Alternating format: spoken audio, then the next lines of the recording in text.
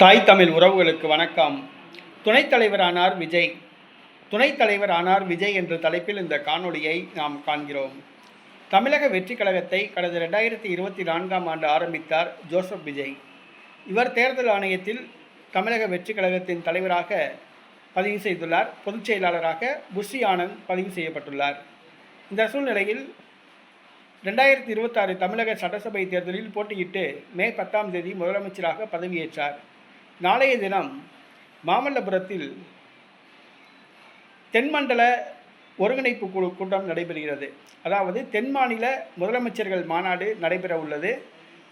மத்திய உள்துறை அமைச்சர் அமித்ஷா தலைமையில் இந்த மாநாடு நடைபெறுகிறது.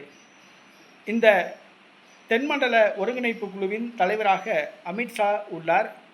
சுழற்சி முறையில் தமிழ்நாடு முதலமைச்சர் துணைத் தலைவர் பதவிக்கு நியமிக்கப்பட்டுள்ளார். தற்பொழுது தமிழ்நாடு முதலமைச்சராக உள்ள ஜோசப் விஜய் தென்மண்டல ஒருங்கிணைப்பு குழுவின் துணைத் தலைவராக அறிவிக்கப்பட்டுள்ளார்.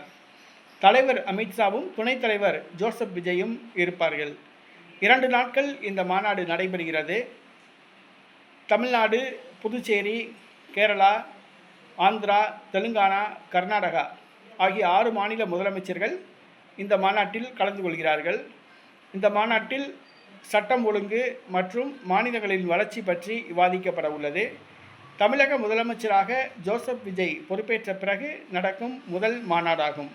நாளைய தினம் அமித்ஷா தலைமையில் இந்த மாநாடு நடைபெறுகிறது. தென்மண்டல ஒருங்கிணைப்பு குழுவின் துணைத் தலைவராக ஜோசப் விஜய் நியமிக்கப்பட்டுள்ளார்.